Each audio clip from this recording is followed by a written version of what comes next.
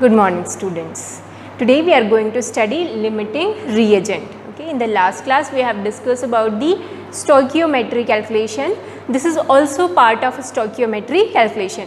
पर ये limiting reagent क्या होता है उसको जानने से पहले first will discuss one example. Okay, suppose आपके घर में गेस्ट आए हैं, 5 गेस्ट आए हैं और आपको चाय बनानी है. ओके, तो सपोज 1 कप चाय बनाने का मेथड ये है कि आपको 1 कप मिल्क चाहिए. सपोज बाई चांस जैसा शुगर पीते हैं, सपोज आप 2 स्पून शुगर पीते हो, सो हमको चाहिए 2 स्पून शुगर और तब हमारी क्या बनती है 1 कप ऑफ टी. ठीक है, अब आपको 5 कप्स ऑफ टी बनाने हैं, बट आपके घर में बहुत ज़्यादा मिल्क नहीं है, 3 कप्स ऑफ मिल्क ही है आपके पास. ठीक है, 3 कप्स ऑफ मिल्क है आपके पास, बहुत ज़्यादा नहीं है, बट आपके पास शुगर बहुत सारा है. आपके पास सपोज शुगर जो है 50 स्पून शुगर है. ठीक है, पर आपके पास मिल्क 3 कप ही है. तो आप बताओ कितना आपका टी कितना बन सकता है. अगर हम शुगर देखें, शुगर को अगर देखें तो हमारे पास 50 स्पून शुगर है, मतलब 25 कप्स यहाँ से क्या बन सकते हैं, टी बन सकते हैं, क्योंकि 2 स्पून लगते हैं हमको 1 कप बनाने के लिए. तो 50 स्पून शुगर है तो हम उससे 25 कप्स जो है टी बना सकते हैं. पर हमारे पास मिल्क तो कम है, सिर्फ 3 कप्स ऑफ मिल्क है, तो हम कितना कितना टी बना सकते हैं, 3 कप्स ऑफ टी ही बना सकते हैं. ठीक है, तो आप देखो जब हम ये प्रोसेस करेंगे तो आप देखो पूरा का पूरा मिल्क ख़त्म हो जाएगा और कितना बनेगा हमारे पास चाय, सिर्फ 3 कप ही चाय बनेगा. ठीक है, तो जो सब्सटेंस जो रिएक्टेंट जो है पूरा का पूरा कंज्यूम्ड हो जाता है केमिकल रिएक्शन में, उसी को हम बोलते हैं लिमिटिंग रिएजेंट. जैसे इस केस में देखो तो 3 कप्स ऑफ मिल्क पूरा का पूरा कंज्यूम हो जाएगा, क्योंकि आपको 5 कप्स ऑफ मिल्क बनाने और आपके पास 3 ही है. ठीक है, अब ये मत बोलना कि मैं बाज़ार से लेके आ जाऊँगा, समझाने के लिए बता रहे हैं. ठीक है, तो 3 कप्स ऑफ मिल्क से हम क्या कर सकते हैं, 3 कप्स ऑफ टी ही बना सकते हैं और ये मिल्क पूरा का पूरा कंज्यूम हो जाएगा, जबकि हमारा शुगर बच जाएगा, है ना. 3 कप्स ऑफ मिल्क बनाने तो हमको कितना स्पून चाहिए शुगर का, 6 स्पून ही शुगर चाहिए, जबकि हमारे पास कितना शुगर है, 50 स्पून्स है शुगर के. ठीक है, तो यहाँ पर 3 कप्स मिल्क पूरा का पूरा कंज्यूम हो जाएगा, उसी को हम बोलते हैं लिमिटिंग रिएजेंट. ठीक है, the reactant which is consume completely in the reaction is called limiting reagent. जो सब्सटेंस पूरा का पूरा कंज्यूम हो जाता है किसी भी केमिकल रिएक्शन में, उसको ही हम बोलते हैं लिमिटिंग रिएजेंट. एंड सब reactant which is not completely consumed, और जो कम्प्लीटली कंज्यूम नहीं होता है उसको हम बोलते हैं एक्सेस रिएक्टेंट या एक्सेस रिएजेंट. अब देखो यहाँ पर हमारे पास घर में 50 स्पून शुगर है, जबकि हमको चाहिए 6 स्पून शुगर ही चाहिए, तो हमारा बच गया, एक्सेस में है शुगर. कितना अमाउंट बच गया हमारे शुगर का, 50 माइनस 6, क्या बोलेंगे, 44 स्पून शुगर हमारे बच गए. ठीक है, तो जो शुगर है it is present in excess amount, इसलिए इसको हम बोलेंगे एक्सेस रिएजेंट. और जो रिएक्टेंट पूरा का पूरा कंज्यूम हो जाता है उसको हम बोलते हैं लिमिटिंग रिएजेंट. अब आप देखो इसमें से देखो हमारे पास कितना कप टी बना पा रहे हैं हम, 3 कप्स ऑफ टी ही बना पा रहे हैं. तो जो प्रोडक्ट है, प्रोडक्ट किस पे डिपेंड करता है, हमारा लिमिटिंग रिएजेंट पे. ऐसा तो नहीं हमारे पास जो शुगर बहुत ज़्यादा अमाउंट में है तो हम पूरा बना सकते हैं, 5 कप चाय बना सकते हैं, क्या नहीं बना सकते, क्योंकि भले शुगर तो ज़्यादा अमाउंट में है पर हमारे पास मिल्क तो है ही नहीं. समझ रहे हैं बात को. तो जो प्रोडक्ट है, प्रोडक्ट फॉर्मेशन किस पे डिपेंड करता है, लिमिटिंग रिएजेंट पे. जितना हमारा लिमिटिंग रिएजेंट होगा उसी के अकॉर्डिंग ही हमारा क्या बन सकता है, प्रोडक्ट बन सकता है. तो लिमिटिंग, जब भी आपको कोई क्वेश्चन आता है कि कितना प्रोडक्ट फॉर्म होगा, तो सबसे पहले हमको लिमिटिंग रिएजेंट आइडेंटिफाई करना है और उसके रिस्पेक्ट में हम पता करेंगे कि प्रोडक्ट कितना फॉर्म होगा. तो ये कॉन्सेप्ट समझ में आया. लिमिटिंग रिएजेंट क्या होता है, जो पूरा का पूरा कंज्यूम्ड हो जाता है किसी भी केमिकल रिएक्शन में. जैसे इस केस में हमारे पास 3 कप्स ऑफ मिल्क थे तो वो पूरा का पूरा कंज्यूम हो गया, so it is a limiting reagent. और जो शुगर है हमको 6 स्पून ही चाहिए थे, जबकि हमारे पास कितने थे, 50 स्पून थे, तो ये एक्सेस में प्रेजेंट है, इसी को हम क्या बोलते हैं, लिमिटिंग रिएजेंट बोलते हैं, सॉरी एक्सेस रिएजेंट बोलते हैं. तो क्लियर हुआ लिमिटिंग रिएजेंट और एक्सेस रिएजेंट. कैसे पता करेंगे कि कौन सा एक्सेस में है कौन सा लिमिटिंग में है, समझ में आ रहा है. 1 कप 1 कप चाय बनाने के लिए 2 स्पून शुगर लगता है, ठीक है। हमको सपोज हमारे पास 3 कप्स ऑफ मिल्क है, ठीक, और 50 स्पून शुगर है। अब आपको फाइंड, ऐसा दिया हुआ है आपको, ठीक है, क्वेश्चन में दिया हुआ है this is the chemical reaction, इस तरीके का एक केमिकल रिएक्शन दिया हुआ है और आपको बोला कि आपके पास 3 कप्स ऑफ मिल्क है और 50 स्पून शुगर है, तो कितना कप चाय बनेगा, ठीक है। तो सबसे पहले हम क्या निकालेंगे, लिमिटिंग रिएजेंट निकालेंगे। कैसे निकालेंगे, 1 कप चाय में कितना स्पून लगता है, 2 स्पून शुगर लगता है, तो 3 कप चाय में कितना लगेगा, 6 स्पून लगेगा। इतना क्लियर हुआ। 6 स्पून शुगर चाहिए रहेगा, हमारे पास कितना शुगर है, 50 स्पून, तो हमको चाहिए 6 स्पून है हमारे पास 50 स्पून, इसका मतलब शुगर क्या है, एक्सेस अमाउंट में है। और मिल्क क्या हो गया, अब उस केस में मिल्क जो है वो लिमिटिंग रिएजेंट हो गया, समझ रहे हैं। तो मिल्क जो है लिमिटिंग रिएजेंट हो गया। अब लिमिटिंग रिएजेंट के रिस्पेक्ट में हम निकालेंगे कि हम कितनी कप चाय बना सकते हैं। तो 1 कप मिल्क से 1 कप चाय बनती है, तो 3 कप मिल्क से 3 कप चाय बनेगी। इसी टाइप का ही प्रॉब्लम हमको केमिकल रिएक्शंस में भी करना है। तो अगर ये क्लियर हो गया तो आगे के जो हम न्यूमेरिकल सॉल्व करने वाले हैं वो आपको बहुत जल्दी क्लियर हो जाएगा, ठीक है। इतना समझ में आया। चलो एक न्यूमेरिकल करते हैं। So the question is, if 20 gram of CaCO3 is treated with 20 gram of HCl, how many gram of CO2 will be produced? Okay, CaCO3 जो है कैल्शियम कार्बोनेट, CaCO3 किसके साथ रिएक्ट कर रहा है, HCl के साथ रिएक्ट कर रहा है। तो आपका फर्स्ट स्टेप, जब भी आपको इस स्टोइकियोमेट्री प्रॉब्लम सॉल्व करते हैं, लास्ट क्लास में बताया था, इस क्लास में बता रहे हैं, फर्स्ट जो आपका स्टेप होगा वो क्या होगा, to write the chemical reaction. तो first we'll write the chemical reaction. So CaCO3 is reacting with HCl. अब क्या क्या फॉर्म होगा भाई, आपको पता होना चाहिए। फॉर्म होगा CaCl2 प्लस CO2 और H2O, ठीक है। इसको बैलेंस करते हैं, कैल्शियम यहाँ भी 1 है, यहाँ भी 1 है, यहाँ क्लोरीन 2 है, यहाँ पर 1 है, तो मैंने यहाँ ये लगा दिया। ऑक्सीजन यहाँ पर 3 है, यहाँ पर भी देखो 2 + 1 3, कार्बन यहाँ पर 1, यहाँ पर भी 1, हाइड्रोजन यहाँ पर 2, यहाँ भी 2, ठीक। So now this chemical reaction is balanced. तो इस क्वेश्चन का ये हमारा केमिकल रिएक्शन हो गया कि CaCO3 is treated with HCl और ये बन रहा है, ठीक है। अब हमको बोल रहा है कि हमारे पास 20 ग्राम CaCO3 है, 20 ग्राम HCl है, तो यहाँ मास के टर्म में बात हो रही है। तो आप सबसे पहले क्या करेंगे, इसका इंटरप्रिटेशन लिखेंगे मास के टर्म में। क्या होता है, यहाँ पर मास निकालेंगे इसका, कैल्शियम का मास होता है 40, कार्बन का होता है 12, 3 × 16, ठीक है। सबको ऐड करोगे तो आ जाएगा 100 ग्राम। HCl का मास देखेंगे यहाँ पर 2 × H का होगा 1, 35.5, ठीक है। इसको कैलकुलेट करोगे तो ये आता है 73 ग्राम। अब हमारी बात किसकी हो रही है, CO2 की बात हो रही है, तो सबको कैलकुलेट करने की ज़रूरत नहीं है, हम सीधा CO2 का ही कैलकुलेट करेंगे। सो 12 + 2 × 16 = 44 ग्राम। ओके, हमको पता है कि हमारे पास 20 ग्राम CaCO3 और 20 ग्राम HCl है, तो कितना CO2 प्रोड्यूस होगा ये हमको निकालना है, ठीक है। तो हमारा फर्स्ट स्टेप होगा to find the limiting reagent. जब भी आपको ऐसा पूछे ना क्वेश्चन कि कितना प्रोडक्ट बनेगा, है ना, कितना प्रोडक्ट प्रोड्यूस होगा, so first your very first step is to write the chemical reaction. Second step will be the find the limiting reagent, क्योंकि प्रोडक्ट किसके टर्म में फॉर्म होता है, किसके रिस्पेक्ट में हम प्रोडक्ट फॉर्म करते हैं, प्रोडक्ट फाइंड करते हैं, लिमिटिंग रिएजेंट। अभी जैसे मैंने बताया कि जो मिल्क था लिमिटिंग रिएजेंट था, तो मिल्क के टर्म्स में हमने फाइंड किया कि कितना कप चाय बन सकती है ना। तो पहला स्टेप हमारा क्या रहेगा, to find the limiting reagent. कैसे फाइंड करेंगे लिमिटिंग रिएजेंट, तो इससे पहले फाइंड कर रहे थे कि 1 कप मिल्क जो है 2 स्पून शक्कर के साथ रिएक्ट करता है ना। मिल्क और शक्कर दोनों ही क्या थे, रिएक्टेंट थे। वैसे ही हम यहाँ भी करेंगे। आप देखो यहाँ से 100 ग्राम CaCO3 जो है 73 ग्राम HCl के साथ रिएक्ट करता है, ठीक है। सो आप लिखो यहाँ से 100 ग्राम CaCO3 reacts with 73 gram of HCl। Is it clear?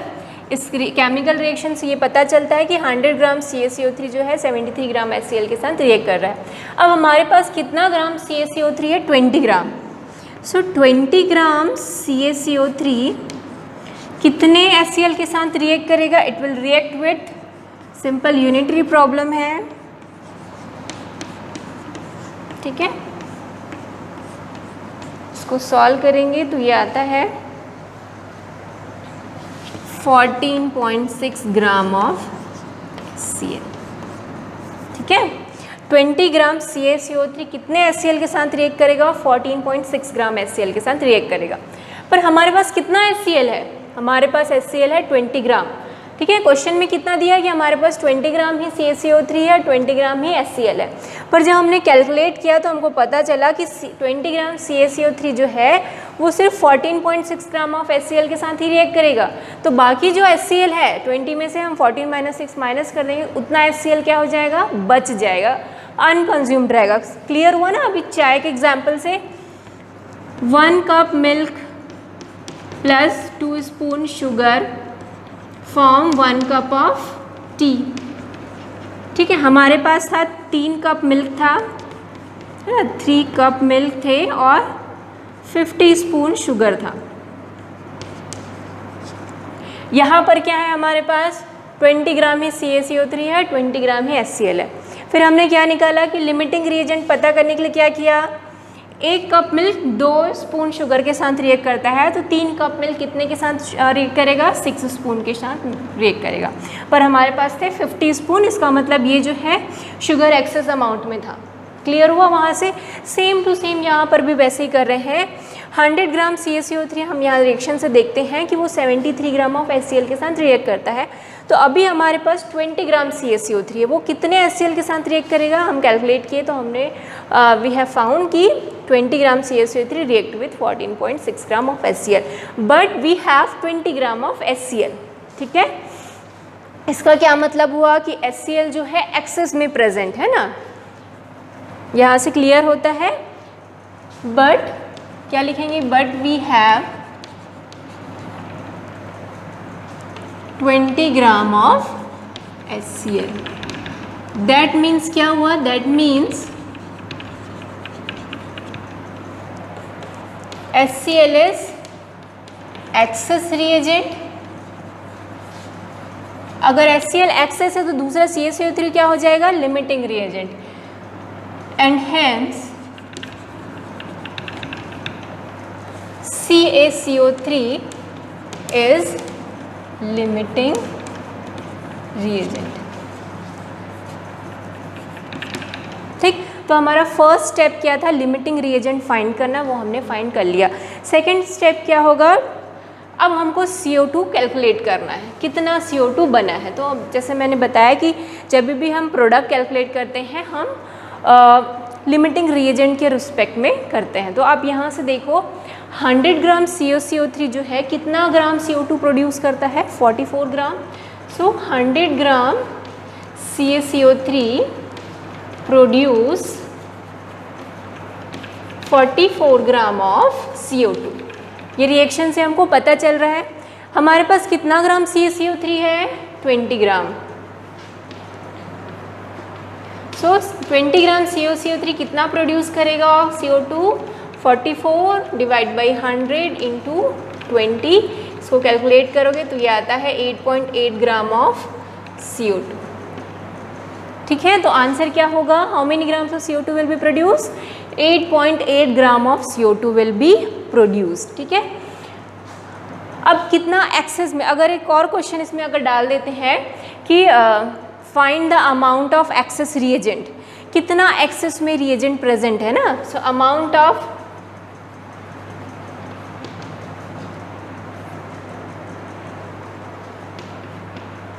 इसको लिख सकते हैं अमाउंट ऑफ एक्सेस HCl, कितना HCl बचा है, ठीक। कितना HCl बचा है? 20 ग्राम CaCO3 कितने HCl के साथ रिएक्ट करेगा? 14.6 ग्राम के पास है, हमारे पास कितना? 20 ग्राम। सो कितना एक्सेस में है? 20 माइनस 14.6, इसको माइनस करोगे तो ये करीब आता है 5.4 ग्राम ऑफ HCl। तो इतना HCl जो है इट विल लेफ्ट अनरिएक्टेड, इतना HCl रिएक्ट ही नहीं करेगा, ये बच जाएगा। इतना क्लियर हुआ किस तरीके से हमने निकाला लिमिटिंग रिएजेंट के प्रॉब्लम कैसे किए। आपको आइडेंटिफाई करना है कि ये प्रॉब्लम लिमिटिंग रिएजेंट का है, कैसे आइडेंटिफाई करेंगे? अगर आपको पूछता है कि कितना प्रोडक्ट बन रहा है ना, यहाँ पर लिख रहा है ना, how many grams of CO2 will be produce. CO2 क्या है? प्रोडक्ट है। कितना प्रोडक्ट बन रहा है? जब भी ऐसा क्वेश्चन आता है हमेशा वो प्रॉब्लम किससे होता है? लिमिटिंग रिएजेंट से ही होता है।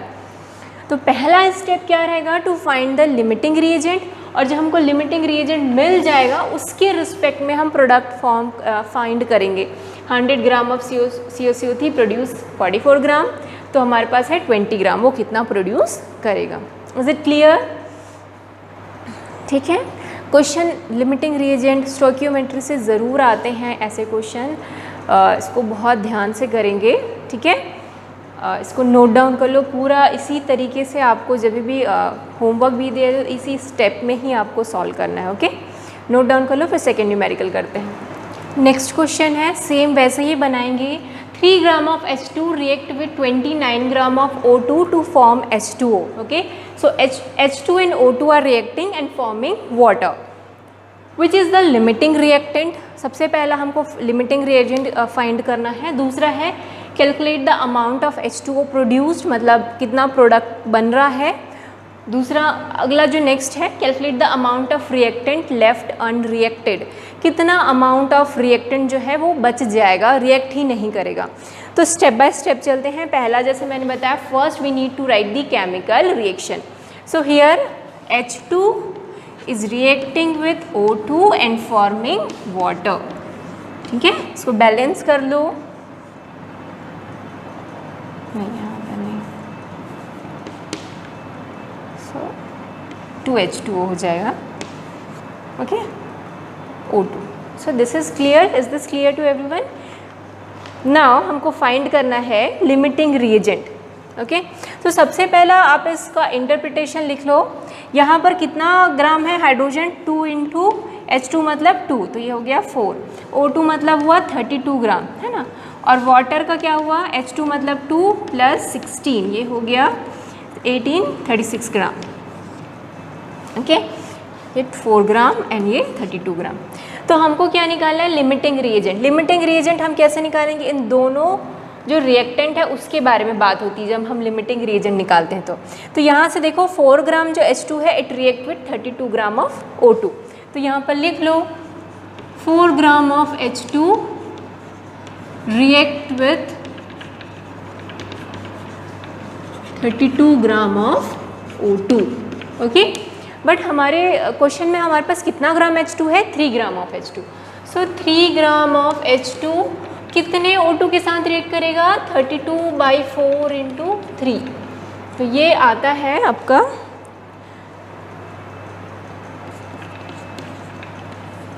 24 ग्राम ऑफ O2। ठीक है, 3 ग्राम जो H2 है वो 24 ग्राम ऑफ O2 के साथ ही रिएक्ट करता है। बट हमारे पास कितना O2 है? 29 ग्राम O2 है ना।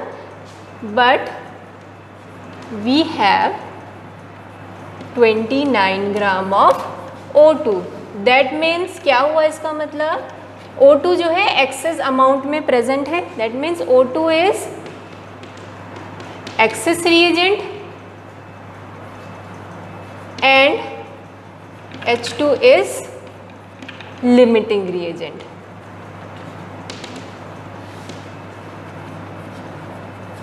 ठीक, तो ये हमारा पहला कैलकुलेशन हो गया। दूसरा कैलकुलेशन बोलता है calculate the amount of water produced. ठीक, तो वाटर प्रोड्यूस हम हमेशा किसके रिस्पेक्ट में करते हैं? लिमिटिंग रिएजेंट के।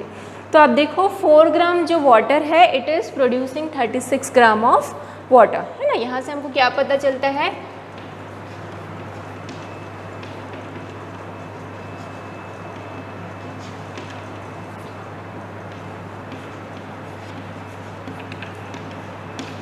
ये समझ में आया ना कैसे निकाले? हम पहले लिमिटिंग रिएजेंट कैसे निकालते हैं?